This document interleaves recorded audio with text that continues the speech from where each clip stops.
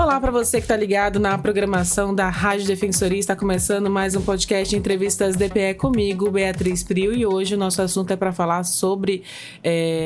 Na verdade, a Semana Mundial de Luta contra o Câncer.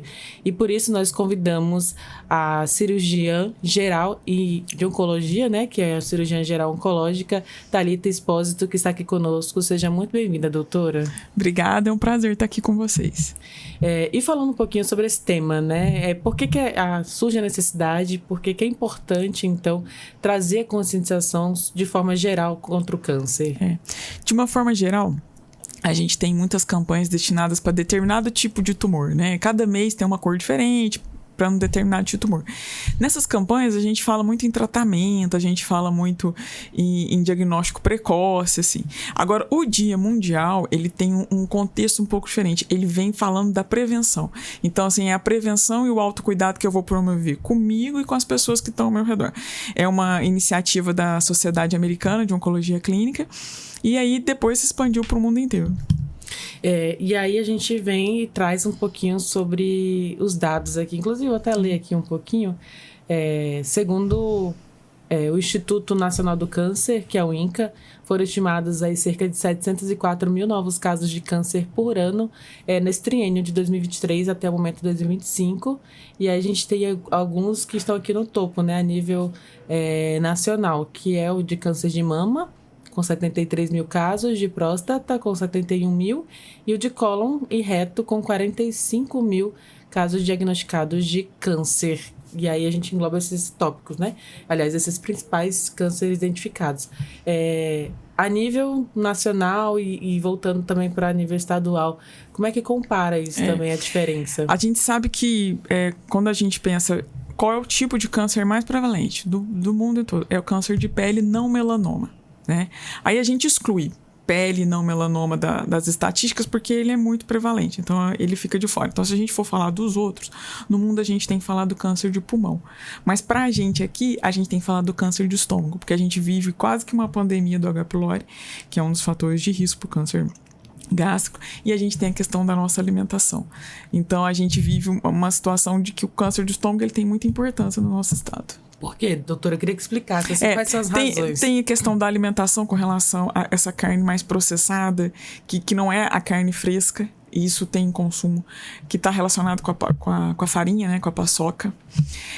Tem relação com o H. pylori, tem um alto índice de contaminação com o H. pylori na região também, e tudo isso vai criando fatores de risco para a pessoa desenvolver o tumor. Aí o que ela tem que fazer? Tem que fazer o exame da endoscopia de forma sistemática. A partir dos 45 anos, todo mundo tem que ter uma endoscopia.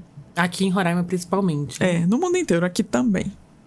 Porque tá em alta. Eu fiquei até, ela comentou esse dado aqui comigo antes de iniciarmos a entrevista, né, doutora? Eu fiquei chocada. Como assim? Eu não posso comer paçoca? Não, você pode comer, só que você vai ter que selecionar quando você vai comer e o tipo de paçoca que você vai comer. Não comer todo momento também essa carne seca, essa carne processada, maturada. Tudo que a gente faz em excesso vai causar algum desequilíbrio na gente. Então, se a gente fizer com equilíbrio, vai dar certo. E nesse contexto dos tratamentos que nós temos aqui hoje no estado, você é cirurgiã, é oncológica. Inclusive, explica pra gente qual é a função da cirurgia oncológica. Então, assim, na oncologia a gente tem as diversas especialidades, né? Tem um hematologista oncológico, tem um oncologista clínico, tem um cirurgião oncológico e tem as outras especialidades que às vezes não focam na oncologia, né? Mas que também atuam em oncologia. O cirurgião oncológico é uma formação, faz cirurgia geral, depois faz cirurgia oncológica, depois faz um fellow em alguma coisa específica da cirurgia oncológica. A gente opera todo tipo de tumor, que não esteja no cérebro e nem no coração, né? Mas assim, de uma forma geral, a gente tenta atuar muito na prevenção, no diagnóstico precoce, através das biópsias, né? Então, parece uma lesão, vai fazer biópsia para ver o que é e definir o tratamento. Aí o tratamento vai ser quimioterapia e radioterapia, vai ser quimioterapia, cirurgia e radioterapia, aí vai depender do tumor e do estágio que ele tá. E nessa situação, por que é importante fazer esses tratamentos preventivos, né? Por que é importante fazer esses exames? Por que é importante cuidar também até da própria alimentação, né? Qual é o processo de prevenção que é indicado até pelo SUS e pelos especialistas? O SUS, ele tem as normativas que não necessariamente são as mesmas normativas que as sociedades preconizam, né? Mas de uma forma geral, as mulheres a partir de 40 anos têm que fazer a mamografia. Se ela tiver um caso na família de pacientes mais jovens que tiveram câncer de mama, elas vão começar antes. Mas fora isso, elas vão começar com 40 anos. Todo mundo a partir dos 45 anos tem que fazer uma endoscopia e uma coluna, né, para poder ver, e aí a partir daquilo vai definir quanto tempo ele vai ter que repetir o exame. O homem com câncer de próstata, a partir de 50 anos, que está em questionamento isso, também vai começar o rastreio. As mulheres, a partir do início da vida sexual, tem que avaliar o vírus do HPV. E todo mundo, no mundo ideal, seria vacinado para HPV, porque era para ser um câncer que não era para existir mais, né? Então, de uma forma geralzona, seria mais ou menos isso. Então, essas pessoas, aliás, esse tipo de câncer são os que mais pedem intervenções cirúrgicas também. Sim, estão muito relacionados com intervenções cirúrgicas. Então, aqui em Boa Vista, a gente tem uma outra especificidade também, que a gente tem a maior população indígena do Brasil. E a população indígena está muito relacionada com cânceres hematológicos, com cânceres do sangue e dos linfonodos, né? Então, assim, a gente ainda tem essa população, em especial a população pediátrica. Mas qual é a razão? Existe uma pesquisa que então, é muito isso? difícil fazer pesquisa nessa população. Existem trabalhos que supõem, por conta de uso de álcool, por conta, às vezes até relaciona com mineração, relaciona com várias coisas. Mas não tem nada definido, porque é tudo especulação, porque é muito difícil fazer pesquisa nessa população. Pelo próprio difícil acesso a essa Pelo difícil acesso, por várias coisas, Nossa, é bem curioso, assim, porque vem com informações que a gente não tem, assim, a prática do conhecimento, até porque medicina é uma área completamente longe do jornalismo, que digo assim. A gente está sempre entrevistando especialistas, médicos, né? Uhum. Mas em relação a essas curiosidades, né? Acho que está muito dentro da área da medicina mesmo, mas revela, né? Algo que precisa ser pesquisado, precisa ser revelado, que é, como você já contou aqui, sobre os indicativos que apontam para o câncer de intestino, né? Que é o câncer... É intestino mesmo que fala? O quê? O de cólon? Pra fazer a colono que você fala? Não, o que precisa... Aliás, o que é causado pelo consumo de carne também. Consumo de carne é o câncer de intestino. É o câncer de cólon. A gente fala que o ideal é a pessoa consumir no máximo 500 gramas de carne vermelha por semana. É uma das formas de prevenção. Aí a gente vai pra pensar em nutrição, hoje tá todo mundo comendo muita proteína, né? Mas aí que é a questão. O problema não é comer a proteína, é você diversificar essa proteína. Não concentrar essa proteína num único tipo de consumo. A vida pede equilíbrio, né? Não tem muito... Na verdade, a gente sabe, né? Difícil é a gente pôr em prática tudo que a gente vê. Mas assim, também não tem que ficar nessa noia, né? Tem que ver o que consegue fazer e o que conseguir fazer vai se adaptando. Até porque existe a questão também financeira. Tem muitas questões. Enfim, não dá para determinar como cada um vai viver. E como é que pode ser tratado, né? Como é que funciona o tratamento dessa pessoa, por exemplo, ela foi identificada, né, com algum tipo de nódulo, de câncer, todo câncer, inclusive, precisa passar por cirurgia, existem os tratamentos de quimioterapia também, como é que funciona? Então, de uma forma geral, a pessoa, primeiro, ela vai ter uma suspeita, ela vai fazer uma biópsia. De uma forma bem geralzona, sempre vai ter uma biópsia. E aí, a partir dessa biópsia, né, vai se determinar o tipo daquele câncer, né, o tipo de célula que tem aquele câncer. Cada tipo vai determinar um tratamento diferente, mas generalizando. Depois que a pessoa descobriu que tem câncer, ela vai fazer um negócio que a gente chama de estadiamento. Vai olhar para o corpo dela inteiro e ver se tem alguma raiz, alguma metástase em algum outro centro, além desse tumor primário. Depois que faz isso, aí vai definir o tratamento. Se tiver alguma raiz, às vezes o melhor tratamento vai ser só quimioterapia e radioterapia. Às vezes, aí quando não tem, às vezes o melhor tratamento vai ser cirurgia e às vezes vai complementar, ou com químio ou com radioterapia. Então, assim, de uma forma geral, começa com biópsia, essa procura de metástase, que a gente chama de estadiamento, para a gente poder identificar o melhor tratamento. E aí, identificando o tratamento, inicia então esse processo que vai, enfim, aí vai cada cidadão, cada indivíduo vai ter um tratamento mais ou menos personalizado, né? Isso. E os sinais de alerta, né? Quando a pessoa deve... Porque assim, a gente tá falando de prevenção também, você falou que é sempre importante ele já começar a fazer os exames a partir de idades definidas, já também preconizadas pelo SUS, mas em sinais de alerta, né? Quando a pessoa pensa assim, não tenho a idade ainda de fazer um exame, mas eu sinto que algo tá errado e eu preciso buscar ajuda. Eu acho assim, que a pessoa que mais conhece o nosso corpo é a gente. Então, se alguma coisa da minha rotina mudou, eu tenho que pesquisar.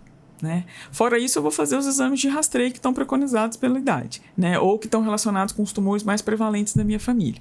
Isso é importante. Então, assim, eu tenho sangramento para evacuar, isso não está normal. Eu tô tendo muito refluxo ao comer, isso não tá normal. Aparece manchas na minha pele, some. Apareceu umas ínguas, uns linfonodos no pescoço, na virilha, que não tá que não desaparece, que eu já tomei algum remédio e não desapareceu. Na criança, a criança passou a ficar, ela é extremamente ativa, ela tá diferente. Então, assim, na criança eu acho que é o mais difícil, porque os sintomas são muito genéricos, né? Mas de uma forma geral, eu acho que tudo que acontece de diferente, a gente tem que procurar ajuda. E nós estamos inseridos aqui em Boa Vista num sistema de saúde que funciona. Então, não tem essa justificativa de falar, cheguei muito avançado. Né? Aqui a gente sabe que todas as dificuldades que o SUS vive no Brasil, aqui é um sistema de saúde interessante. Então, eu acho que a pessoa tem que procurar ajuda ao menor sinal de alteração da rotina dela. Agora, eu fiquei até curiosa, comparando, né, com o restante do país, por que aqui você fala que mesmo porque a gente compara, né? Não tem como a gente não comparar, né? E a gente tem um hospital que é referência, na verdade não é referência para um estado, né? É uma região tríplice, né, de fronteira, então é referência, na verdade, para um estado e para alguns países, que acolhe, né, essa população. A gente tem um serviço de oncologia do estado que ainda não tem a radioterapia, mas que vai se implementar, que funciona, que tem um fluxo ativo. A gente tem a questão dos centros de referência. Aqui tem Centro de Referência da Mulher, que tem Hospital do Amor, que sobra exame de mamografia por mês. Né? Um hospital extremamente ativo no estado também. Tem o município através das UBS. Então, assim, aqui tem muito recurso, né? Que dependendo de algumas regiões do país, a gente não vê essa disposição. Né? Por mais que demore, por mais que seja um pouco, às vezes, burocrático, mas ainda funciona em relação comparando com outras regiões. Sim. É isso? Sim. Até por conta do número populacional? Sim, claro. Claro que isso influencia também. Né? E hoje os desafios, né, enfrentados para esse diagnóstico, para essa prevenção, até chegar até mesmo para a realização dessas cirurgias. Eu acho que um dos desafios é a pessoa se propor a buscar ajuda, né? Porque eu vejo que às vezes a pessoa subestima os sintomas dela e aí deixa uma coisa que poderia ser um diagnóstico precoce, né, avançar, e aí fica mais difícil tratar. Um outro desafio, eu acho que é implementar de forma sistemática as campanhas de rastreio, né? Divulgar mais, facilitar mais ainda do que já se faz, né? O acesso a essas campanhas de rastreio, estimular a vacinação do HPV. Eu acho que atitudes como vocês estão fazendo aqui, né? Então, assim, é isso que vai sempre motivar, esses que são os nossos desafios. A gente está construindo dia a dia mais conhecimento sobre o assunto para motivar aquela pessoa a ter vontade de procurar ajuda, né? E como pode-se sugerir que se façam essas campanhas, principalmente a do HPV, né? Que é o câncer de colo de útero. Então, assim, é aquela história. Todo mês tem uma que chama atenção, né? Mas, assim, a gente sabe que não dá pra gente ficar um mês falando de uma coisa, né? Porque a prevenção, ela é todo dia, né? Principalmente para a mama também, que a gente não pode deixar, né? O rastreio do câncer de mama, ele é mensal, né? Seja pelo autoexame, seja pela mamografia, pela ultrassonografia.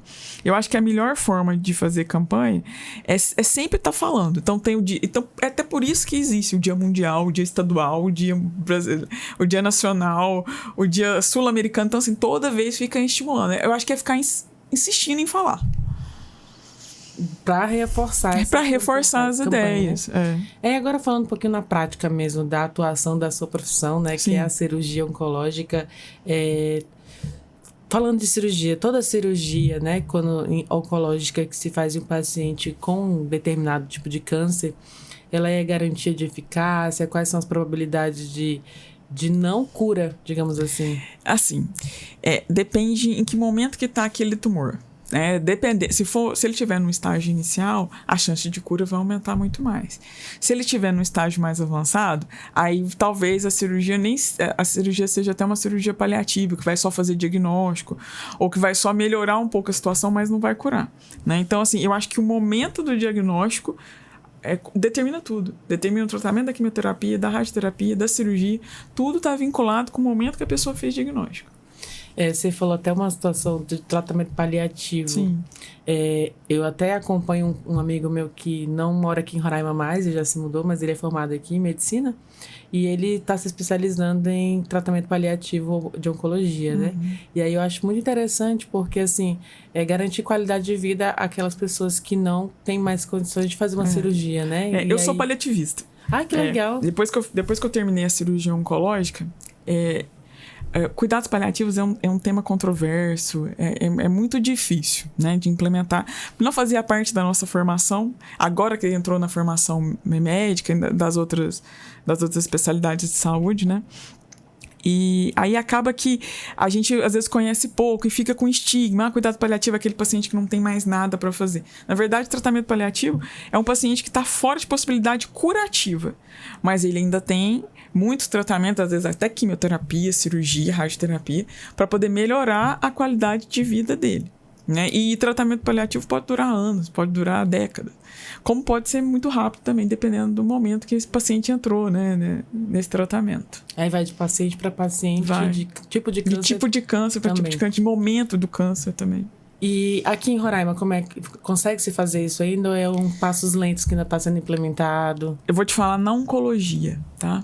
Na oncologia tem um serviço aqui em Boa Vista que ele é sensacional, que eu vi funcionar e que eu achei assim que é o puro sumo de Roraima. É um serviço de cuidados paliativos oncológico domiciliar. Então, todo paciente do UNACOM que entra em cuidados paliativos, né, é encaminhado para a equipe de cuidados paliativos. Então, tem enfermeiro, médico, fisioterapeuta, educadora física, psicóloga, serviço social que vai na casa do paciente, vê a necessidade dele e começa a fazer intercâmbios com outras especialidades para poder agilizar os processos para ele, implementa tratamento domiciliar, estimula o óbito no domicílio com a família. Então, assim, é feito um serviço aqui muito personalizado, porque isso a gente não vê em grande centro, né? É mais difícil um NACOM dar conta de fazer um serviço desse. Mas aqui tem um serviço assim, personalizado com cuidados paliativos domiciliar para os pacientes oncológicos. No SUS, no HGR, tem equipe de cuidados paliativos, geral, né? Eu também faço parte dessa equipe, que a gente atua dentro do hospital, nos leitos. O pessoal chama, aí vai, acompanha até a alta desse paciente. Às vezes a gente extrapola e começa até a ir no domicílio desse paciente, porque você cria vínculo, né? O Dr. Josué é o dono de fazer isso, e me carregar para esses lugares, para as casas dos pacientes. Ele é Josué, como é o sobrenome dele? Eu não sei o sobrenome do Dr. Josué. Eu sei que de vez em quando ele tá arrumando um lugarzinho pra gente trocar uma tracostomia, uma gastrostomia, que criou vínculo. Na residência do paciente. De pacientes do HGR que a gente acompanhou durante toda a internação, que tá em cuidados paliativos, e a ideia é essa, se acompanhar e mandar pra casa, pra pessoa ficar no conforto do lar dela, né? Então, implementar isso. Então, assim, a gente tem esse serviço. Está tentando se criar uma matriz de cuidados paliativos para poder... Tem até uma audiência pública vai ter, para poder falar disso, para ampliar esse cuidados paliativo domiciliar para a rede toda, né, municipal. A rede que inclui, inclusive, os municípios? Inclui os municípios e os PSF, né? As unidades básicas vão fazer parte dessa equipe matricial. Que legal, olha aí, uma novidade interessante para todo o roraimense, né? A gente não sabe o dia de amanhã, né? A gente não sabe o que pode acontecer conosco, com a nossa família, então é importante. Tem previsão para essa data dessa audiência? Tem a data. Já está definida, né? Tá definida. Tá definida a data. Eu não lembro. Vai ser na Assembleia ou dentro da própria... Pois é, me mandaram aqui e eu bem esqueci a data. Eu sei Mas é importante que vai acontecer, né, doutora? Eu tenho até uma foto aqui pra te mostrar. A equipe de cuidados paliativos hoje num domicílio, na chuva. Já foram... Aqui, olha a enfermeira que eu conheço, eu já entrevistei ela. A Lapaz, né? A Lapaz, que ela faz parte da associação. A Lapaz, ela é foga. Aqui na foto tá a Bruna, né? A nossa nutricionista.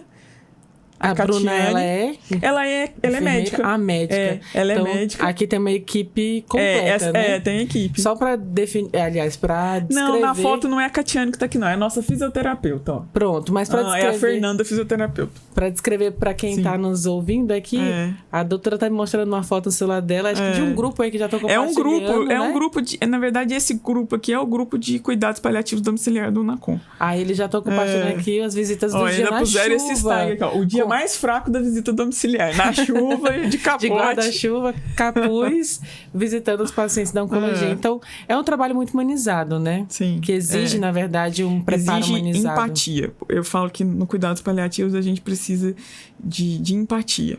Tanto com a família quanto com os pacientes, né? Principalmente com os pacientes, né, doutora? Sim. E qual é o impacto, né, que esse tratamento domiciliar, ele surte efeito mesmo na vida desse paciente, né? O impacto do cuidados paliativos domiciliar, ele vai para todas as nuances. Ele tem um impacto financeiro, porque é muito mais barato para o Estado, para o município, manter esse cuidado domiciliar, né? Ele tem um impacto social desse paciente, ele fica inserido no meio dele, ele não fica afastado da família, né?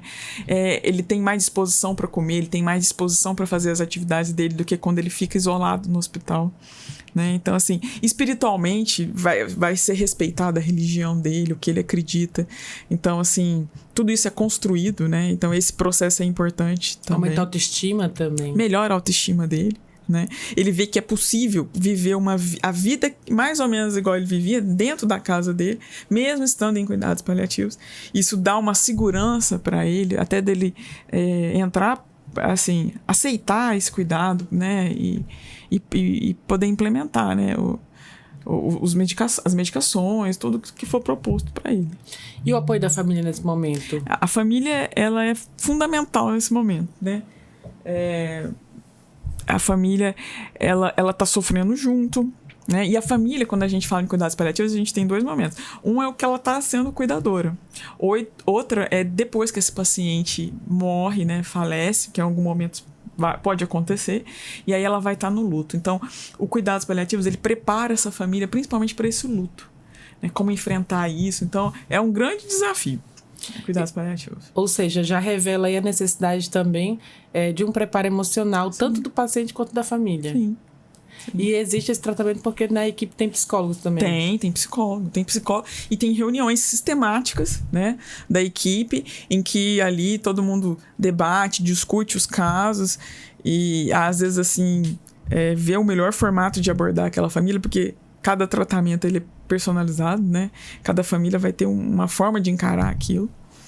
Enfim, é um trabalho que... É um trabalho de formiguinha. E é um trabalho que exige muita dedicação, muito amor e muita empatia, como sim, você disse. E falando sobre tudo isso, né? Qual é a mensagem que a senhora, como médica, né, como especialista, tanto agora eu descobri aqui no meio da entrevista que ela também é especialista em cuidados paliativos, né, em tratamento paliativo de pacientes oncológicos, né? Eu faço mais oncologia, né? Mas no HGR eu faço cuidados paliativos geral. Geral. Enfim. Porque tá todo mundo, entendeu? Tem um paciente cardiopata que tá em cuidados paliativos, tem um paciente nefropata. Nefropata é o do rim. É o do rim, Que o rim também é um grave problema de saúde em Roraima, né? Enfim, a gente tem muitas nuances aí do tratamento. Tem. Que a doutora realiza juntamente com a equipe, né? Tem muitas outras pessoas envolvidas. Sim. Mas o importante é destacar que em Roraima ainda é possível, né, realizar esse tratamento, apesar das dificuldades. E eu queria que a senhora deixasse uma mensagem também a esses pacientes, a essas famílias, né? Sobre esse suporte que você, como especialista em médica, dá, assim como outros também. Eu acho que pensando no câncer, a gente tem que focar no diagnóstico precoce. Né? Eu acho que esse é o principal. É prevenção e diagnóstico precoce. Se eu pudesse falar, dar um conselho, eu falo assim, procura assistência enquanto na primeira alteração, para que aquilo seja diagnosticado de forma precoce e possa ser tratado de uma forma mais leve. Então, assim, eu acho que o principal fator é isso, diagnóstico precoce e prevenção. Então é isso, eu queria agradecer, parabenizar pelo seu trabalho. Eu que agradeço. A medicina eu estava até conversando aqui com ela antes de iniciar a entrevista, eu perguntei quantos anos são de formação, né?